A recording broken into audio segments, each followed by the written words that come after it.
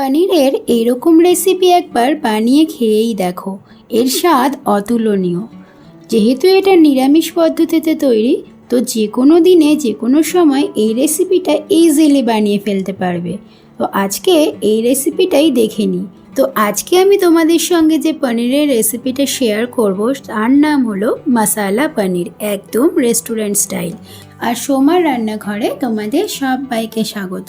আজকে যে মশালা পনির রেসিপিটা তোমাদের সঙ্গে শেয়ার করব, প্রথমেই দেখিনি তার মশলাগুলো। প্রথমে দেখো, কড়াইতে শুকনো খোলায় আমি প্রথমে দিয়ে দিলাম 8টা এলাচ, তারপর দিয়ে দিলাম 4-5টা লবঙ্গ, এবার দিয়ে দিলাম কয়েকটা দারচিনির টুকরো, এবার দিয়ে দিলাম জয়িত্রী, এবার দিয়ে দিলাম গোলমরিচ 1 চামচ মতো। আরেকটা জিনিস দেব, সেটা হলো স্টার এনিস। এটা আমার কাছে গোটা নেই, মানে এখন গোটাটা অ্যাভেলেবেল নেই, তো কয়েকটা ভাঙা ভাঙা টুকরো আছে, তো সেই জন্য আমি এটা একদম লাস্টে দিলাম তোমাদের দেখিয়ে। তবে এটা কিন্তু সম্পূর্ণ অপশনাল, থাকলে দেবে, না থাকলে দেবে না। আমার কাছে টুকরোগুলো ছিল তাই আমি ইউজ করে নিলাম। এবার এটাকে শুকনো খোলায় ভালো করে ফ্রাই করে নেব, আর ঠিক ততক্ষণ ফ্রাই করব যতক্ষণ মশলাগুলো থেকে একটা ধোঁয়া উঠবে সেই পর্যন্ত। দেখো কড়াইতে ফলো করো, একটা ধোঁয়া উঠছে, এই ধোঁয়া ওঠা পর্যন্ত এটা ফ্রাই করতে হবে। এটা ফ্রাই করা হয়ে গেছে, এবার আমি এটা একটা প্লেটে ঢেলে ঠান্ডা করে নেব। এবার এইগুলোর সঙ্গে আরও একটা মশলা অ্যাড করতে হবে, চলো সেটা দেখে নিই। দেখো আমি এখানে 25 গ্রাম মতো কাজু বাদাম, আর এই কাজু বাদামগুলোকে আমি হাফ করে কেটে নিয়েছি।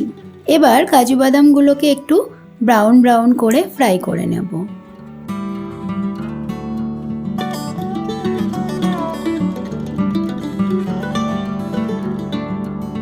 দেখো কাজু বাদামগুলো কিন্তু আমি ব্রাউন করে ফ্রাই করে নিলাম। এবার এগুলো তেল থেকে তুলে সেই মশলাগুলোর সাথে রেখে দেব। এরপর এই পুরো মশলাটাকে একদম ড্রাই পেস্ট করে নেব। এতে কিন্তু একদম জল ইউজ করা চলবে না, একদম ড্রাই এই মশলাটাকে পেস্ট করতে হবে। এদিকে দেখো আমি পনিরগুলো নিয়ে নিয়েছি। আমি এখানে 250 গ্রাম পনির নিয়েছি, আর সেগুলোকে কিউব করে কাটাই ছিল। যেহেতু আমি প্যাকেটের পনির কিনেছি, তো সেই জন্য পনিরগুলো এরকম ছোট ছোট করে কিউব করে কাটাই ছিল, তো সেই জন্য আমার এটা কাটতে হয়নি। তো এবার এই পনিরগুলোকে আমি একটু ফ্রাই করে নেব। পনিরগুলোকে কিন্তু খুব বেশি ফ্রাই করব না, হালকা একটু নেড়ে চেড়ে ব্রাউন কালার এলেই তুলে নেব তেল থেকে। আমি এদিকে একটা বাটিতে জল নিয়ে তাতে একটু নুন মিক্স করে রাখলাম। এদিকে দেখো পনিরগুলো এদিক ওদিক করে আমি ভালো করে ব্রাউন করে একটু ফ্রাই করে নিলাম। এবার পনিরগুলোকে সেই যে জলটা রেডি করেছিলাম তার মধ্যে দিয়ে দিলাম। এইভাবে পনিরগুলোকে ফ্রাই করে তারপর জলের মধ্যে দিয়ে রাখলে তাহলে পরে পনিরগুলো বেশ সফট থাকে। তবে জলটা কিন্তু খুব বেশি গরমও নিও না, আবার ঠান্ডা জল নিলেও চলবে না। এটা রুম টেম্পারেচারে রাখা নর্মাল যে জল, সেই জল নিলেই হবে। আর জলটা এমনভাবে মাপ করে দিয়েছি, এই জলটা আমি এই রান্নাটাতে ইউজ করব। যেহেতু এই জলটার মধ্যে নুন দিয়ে রেখেছি, তার জন্য আমি পনিরগুলো ফ্রাই করার সময় কিন্তু আর এক্সট্রা করে কোনো নুন অ্যাড করলাম না। এবারে দেখো এই মশলাটা ঠান্ডা হয়ে গেছে। এবার আমি এটাকে একটা মিক্সিং জারে নিয়ে ভালো করে পেস্ট করে নেব। তবে কোনো জল দেব না, একদম ড্রাই পেস্ট করব।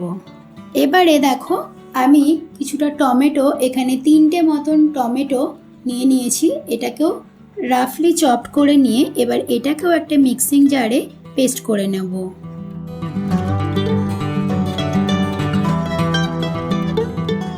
এবার কড়াইতে যে তেলটা অবশিষ্ট থাকলো তাতে দিয়ে দিলাম মৌরি 1 চামচ, আর দিয়ে দিলাম 1 চামচ সাদা জিরে, গোটা জিরে।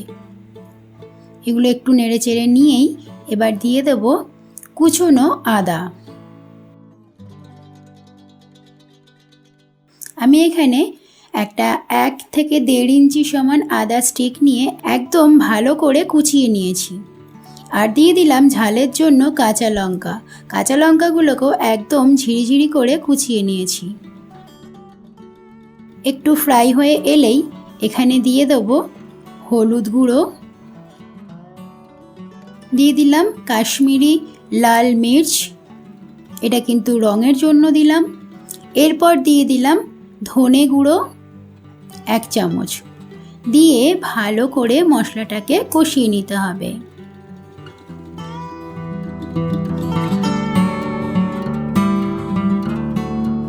এবার দিয়ে দিলাম সেই টমেটোর পিউরিটা।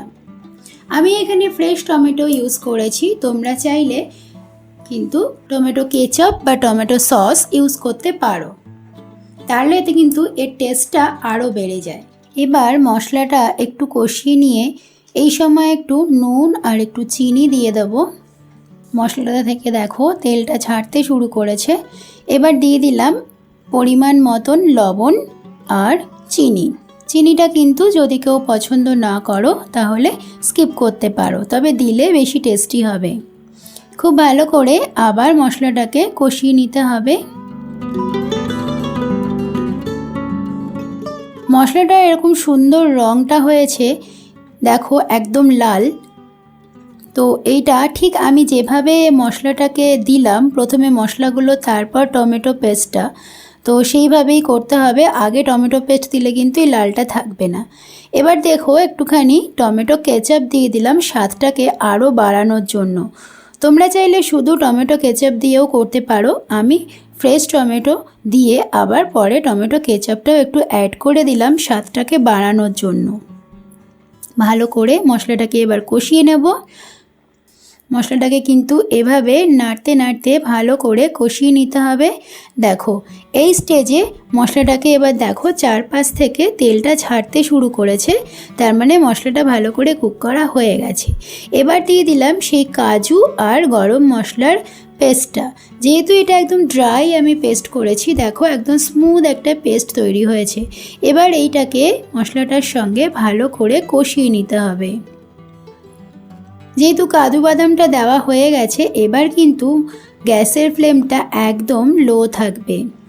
আর গ্যাসের ফ্লেমটাকে লো করে নিয়ে এবারে আমি রুম টেম্পারেচারে রাখা 2 চামচ টক দই ভালো করে ফেটিয়ে দিয়ে দিলাম। দইটাকেও এবার ভালো করে মশলাটার সঙ্গে মিক্স করে কষিয়ে নিতে হবে।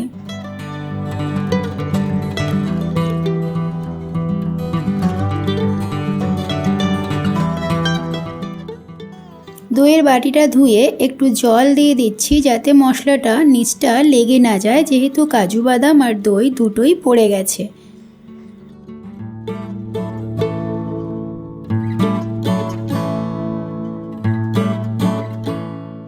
দেখো মশলাটা কষানো প্রায় কমপ্লিট।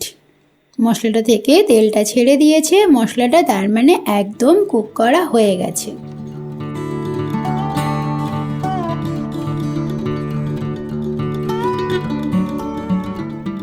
এবার এই স্টেজে দিয়ে দিলাম 1 চামচ মতো কসুরি মেথি, ভালো করে মিক্স করে দেব।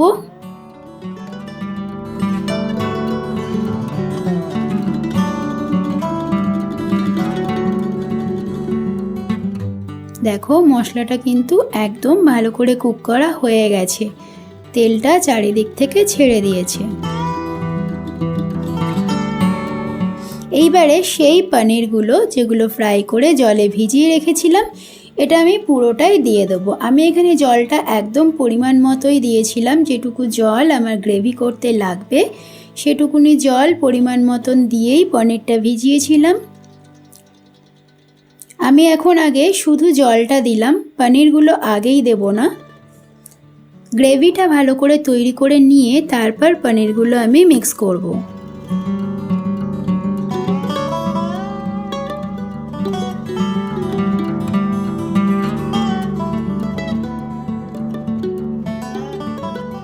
এবার যেই গ্রেভিটা একটু ফুটে এলো, এবার মিক্স করে দিচ্ছি ফ্রাই করে রাখা পনিরগুলো।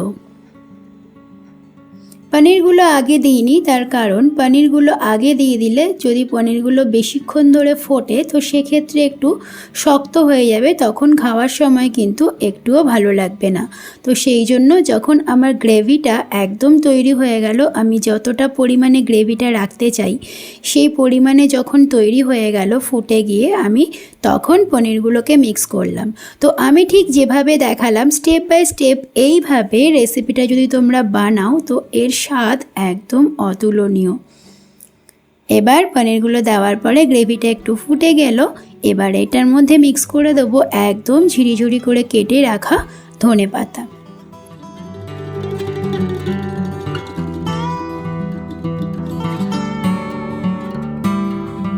আর ধনেপাতাটাকে মিক্স করে দিলেই তৈরি হয়ে গেল আজকের রেসিপি। দেখো কনসিস্টেন্সিটা ঠিক এরকম, খুব বেশি পাতলাও না আবার খুব বেশি ঘনও না। এটা যেই ঠান্ডা হয়ে যাবে আরও একটু ঘন হয়ে যাবে। তো এবার আমি গ্যাস ওভেন অফ করে দিলাম। এরপর এটা একটা সার্ভিং বলে তুলে তোমাদের দেখাচ্ছি। তো তৈরি হয়ে গেল আমাদের আজকের রেসিপি, একদম রেস্টুরেন্ট স্টাইল মশালা পনির। তোমরা দেখেই নিলে কিভাবে আমি তৈরি করলাম। অবশ্যই বাড়িতে এটা ট্রাই করো, আশা করি রেসিপিটা তোমাদের সকলের খুবই ভালো লাগবে। আর রেসিপিটা ভালো লাগলে অবশ্যই প্রত্যেকবারের মতো এবারও আমার চ্যানেলটাকে সাবস্ক্রাইব করার জন্য আর বন্ধুদের সাথে আর রিলেটিভসদের সাথে আমার এই ভিডিওটা শেয়ার করার জন্য অনুরোধ রইল। আর এরকম নিত্য নতুন ভিডিও একদম হাতের কাছে পেতে হলে বেল নোটিফিকেশনটা অন করে রাখবে। আর যদি তোমরা আমার ফেসবুক পেজ দেখছো তাহলে অবশ্যই পেজটাকে ফলো করে আমার পাশে থাকার অনুরোধ রইল। তো আজকের মতো ভিডিওটা এখানেই শেষ করছি, ফিরে আসবো নেক্সট এপিসোডে নতুন রেসিপির সাথে। ততক্ষণ পর্যন্ত সবাই ভালো খাও, সুস্থ থাকো। Thank you for watching and bye by.